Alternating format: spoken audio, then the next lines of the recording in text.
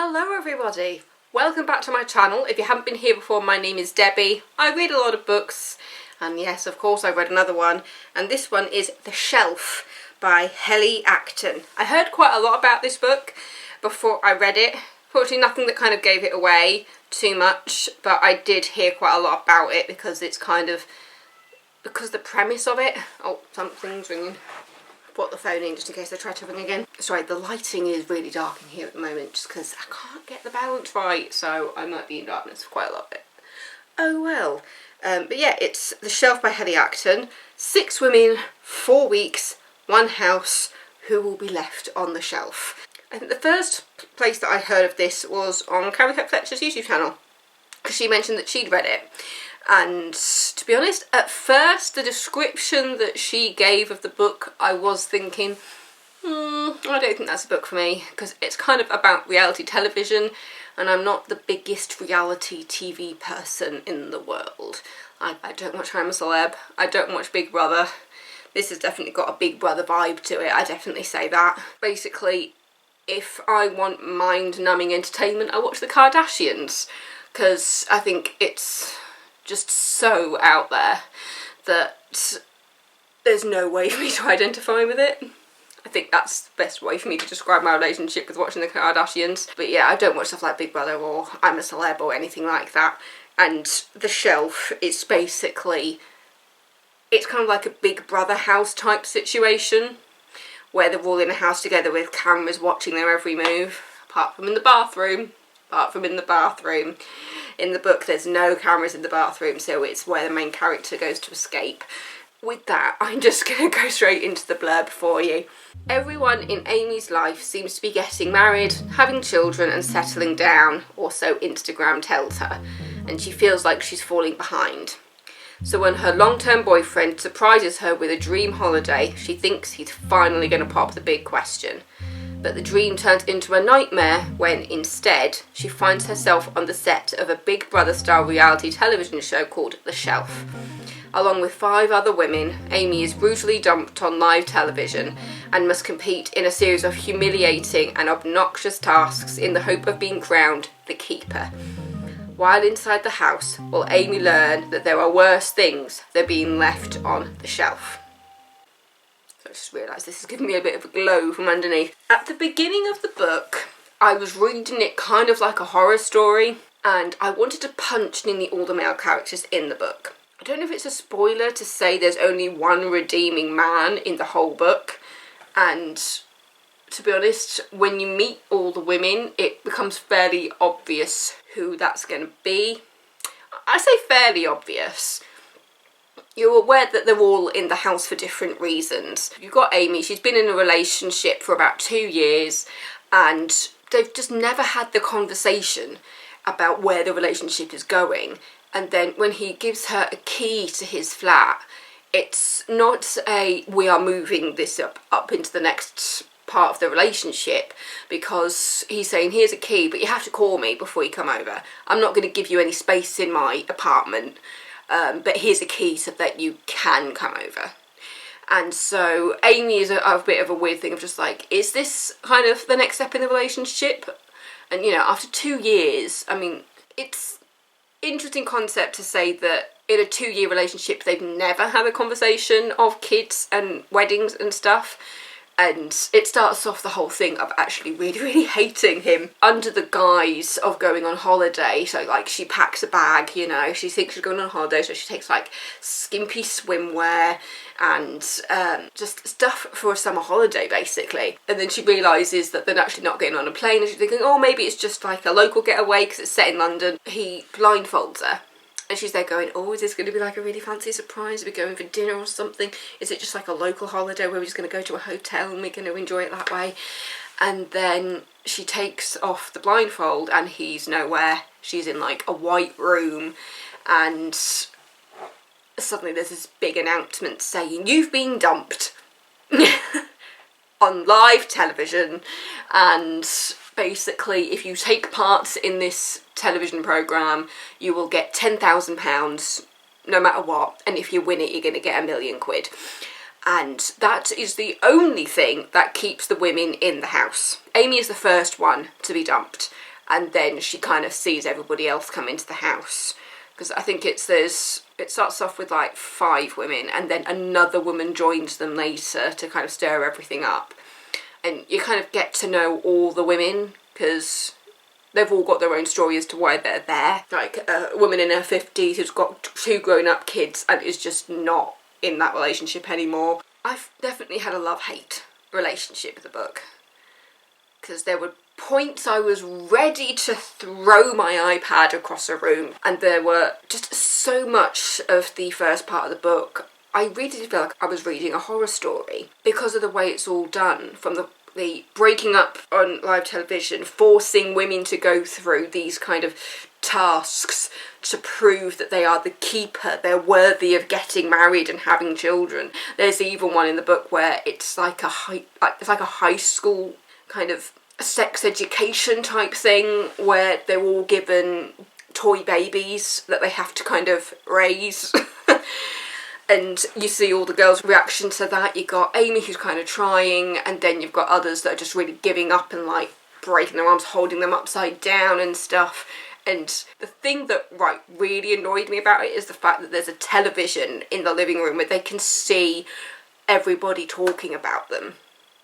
That's been like your worst nightmare, being able to see what people actually think of you on live television, and they just get this constant feed of what the public are saying. And there's also like a scoreboard so they can see where they are on the scoreboard. There comes a point though when you realise that even though it's a competition, these girls are genuinely becoming friends, and there was a certain point in the book when it stopped being a horror story and it started becoming more of a girl power book, which I really liked.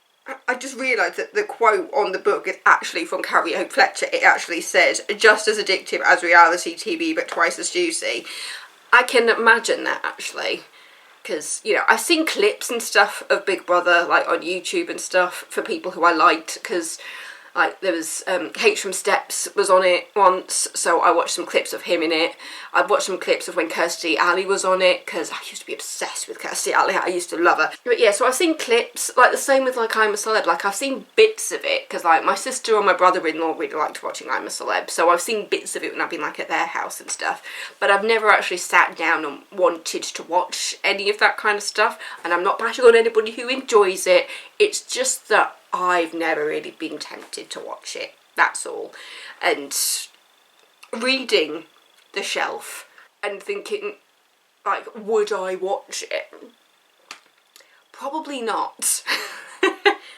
Because it would probably annoy me even more than, like, the Big Brothers and I'm a Celebs, just because of how sexist it is. There is a point in the book where you hear from the producer say, if this does well, we'll do it the other way round and have it men in the house. Because, I mean, already just reading this book, because you're seeing it from Amy's point of view, seeing it again from the point of view of the other girls would be interesting.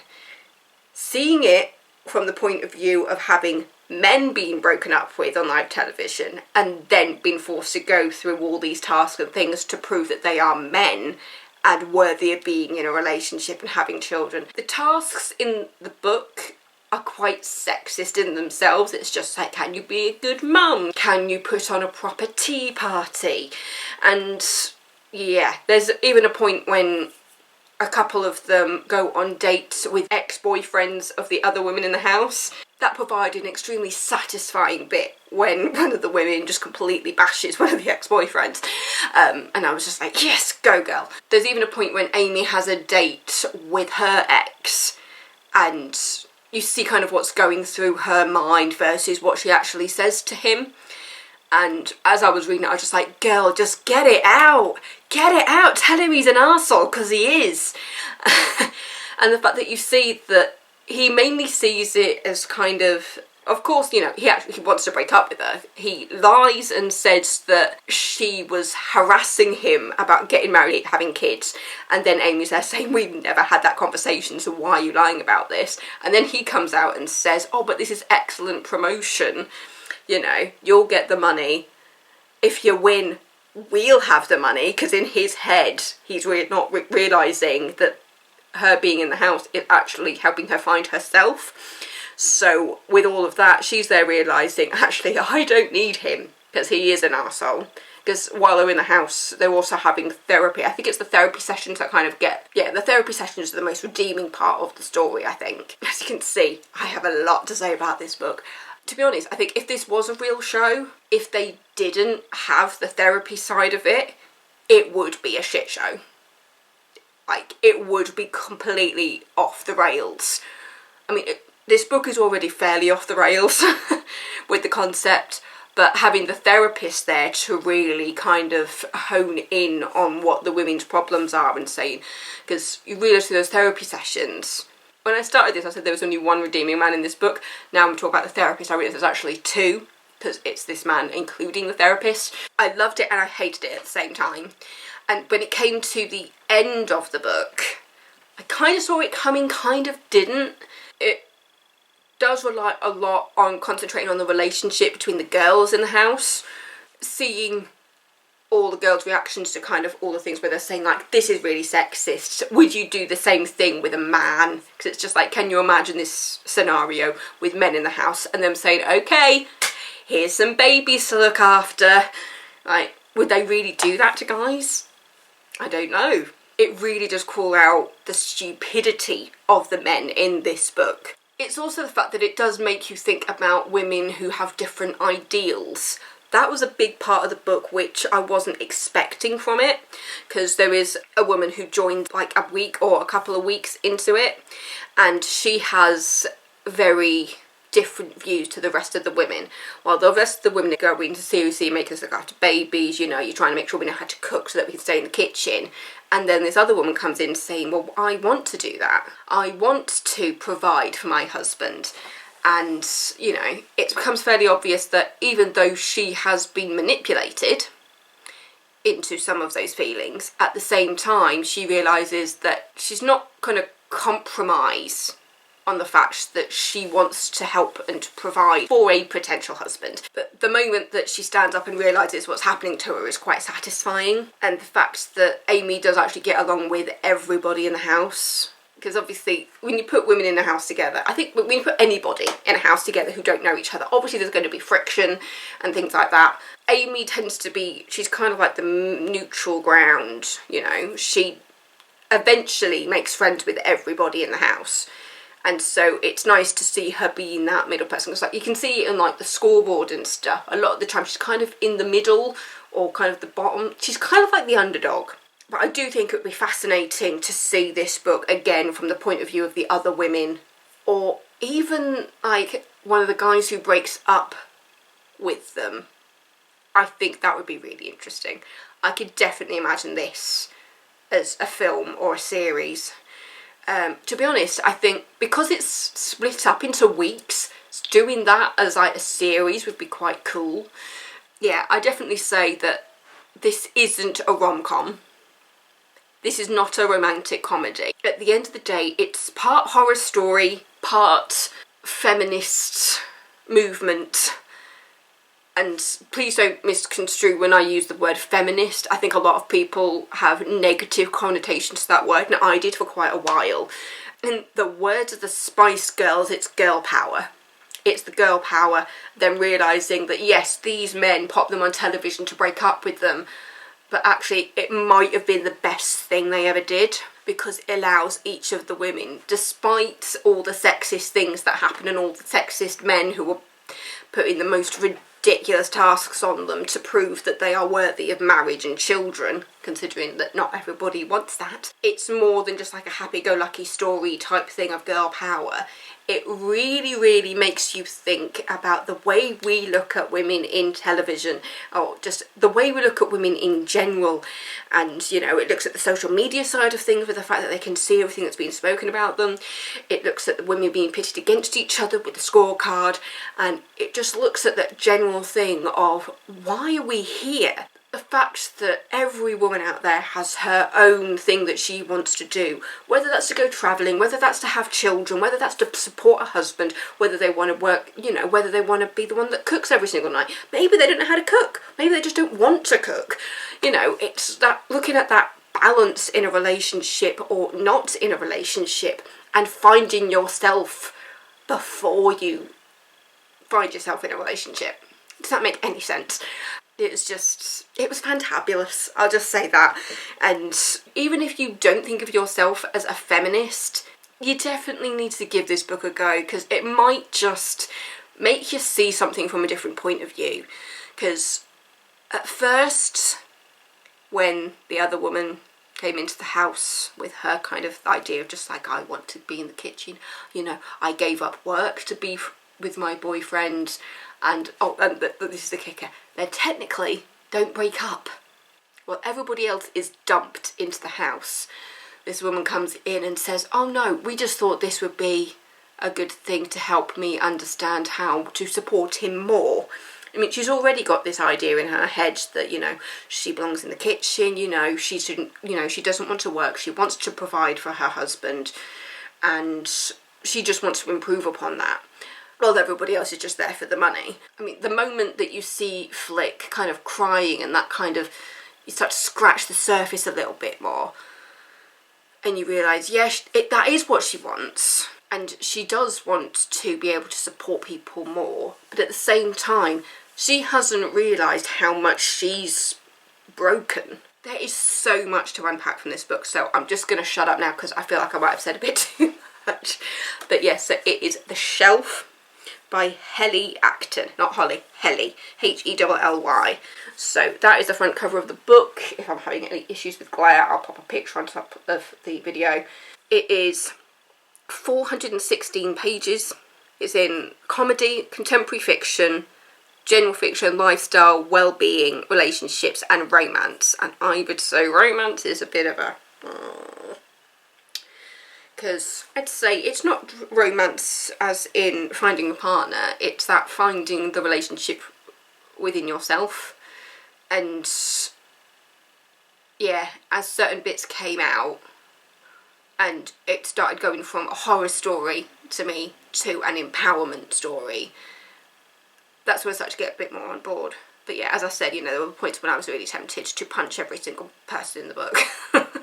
I say person, it was mainly the male characters, except for the therapist, and then another guy ended up kind of redeeming himself a bit later in the book. It took me about 3 days to read it, and when I was reading it, I could not put it down. And the chapters are it's kind of separated into how long they're in the house for, because they're in the house for, about 5-6 weeks, and so it's separated by week 1, week 2, week 3.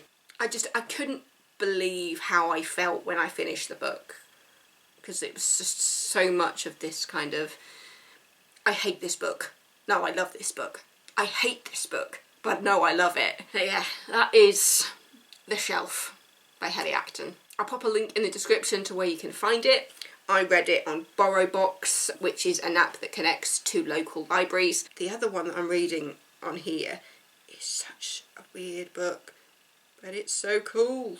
And it's called An Anonymous Girl. I don't know how I'm going to unpack that one when I get to it, but yeah, that was going to be an interesting one when I talk about Anonymous Girl. I need to go call for pizza now because we're having pizza tonight. But thank you so much for watching. I'll see you next week with another video, and don't forget to subscribe if you're not already. I'm singing, I'm reading, and I'm hoping to get more stuff in there as well. So, bye! I'm off to eat pizza!